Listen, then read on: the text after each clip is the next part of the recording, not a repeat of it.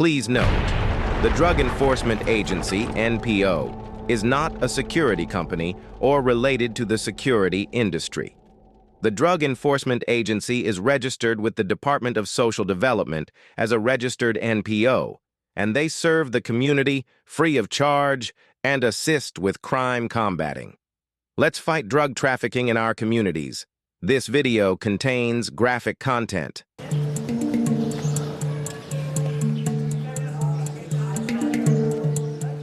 These are caps. They look like your average pharmaceutical pill, but they contain cheap heroin, usually laced with household chemicals. Drug users don't ingest the capsule. They pour out the contents and smoke or inject them. Caps are transforming the speed at which heroin can be produced and distributed. They got babies. How much? 7. Mechanized capping machines allow more pills to be made with less wasted heroin than manual ways of packaging. They also let the drug lords brand their unique blend of capsule. At less than $1 for a cap, a hit is cheaper than a loaf of bread.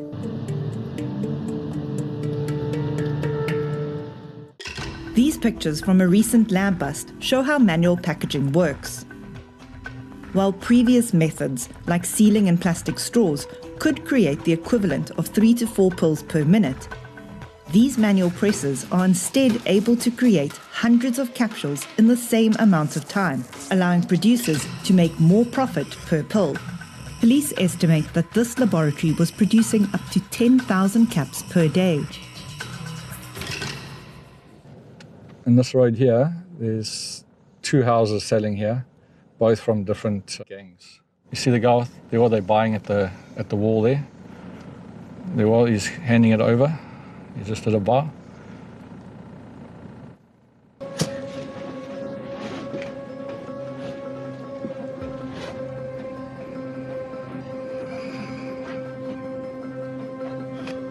I'm feeling high, very high.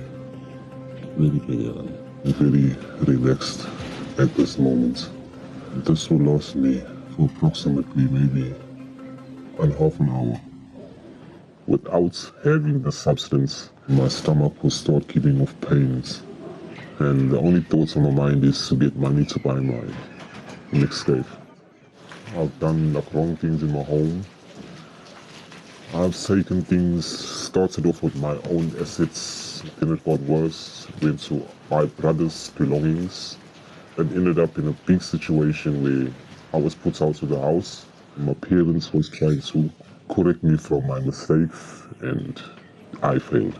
It's a losing battle. I've lost a lot of trust, loyalty, understanding in my community and in my home. Different color and logo markings on the capsules have made it easier for gangs to control sales on their turf and build a brand recognition based on the quality of the heroin inside. By changing just the color of the cap itself and making it seem like it's stronger than what the next guy's selling. If it's a blue cap, and these addicts or users are telling the next one to say the blue one is the one that's more stronger than the red cap, then they flock into the person who's selling the blue cap instead of the red cap. This is our term. Don't come here from fucking where you think you're from and come and collude. Come with guns here. You know, guns don't make us good. We can also shoot, right? Then the dispute happens when they send someone to go and do something to those gang members because of the fact that they dropped the price. So the shooting starts there and then filters back that side and it just goes on. These guys are putting on these masks, jumping out cars with guns in their hands and just coming and lip. And the motto for most of these guys is get rich or die trying. Because you have no fear to take someone's life. And still go back on the corner and talk about it like it was something good you just done. It is a known drug den. I call it a shop. We've been there 3 times already with search warrants. The 3rd time we went there, we came positive with a firearm. Things are heating up in the neighborhood.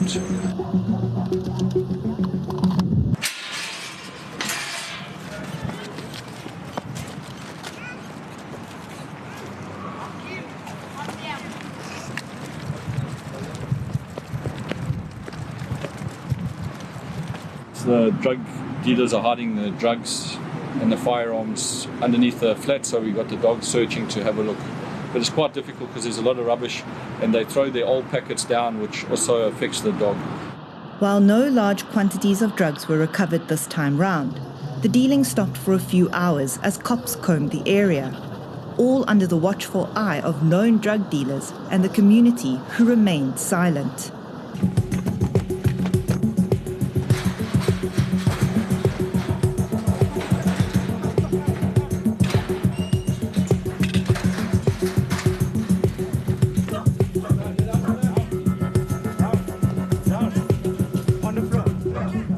Sit down.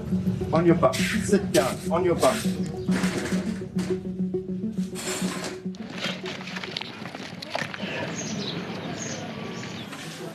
Thank you.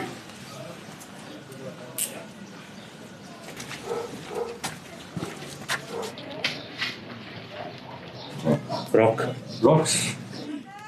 Yeah, Captain. These caps, are they empty or full? These are 25 rand pieces. We've got some. Cat. At the moment, justice system is going to put them on bail or withdraw the case. It's very frustrating. The suspect was arrested, but despite having search warrants, it was thrown out of court because of a technicality flagged by the suspect's lawyer. He was later released without charge.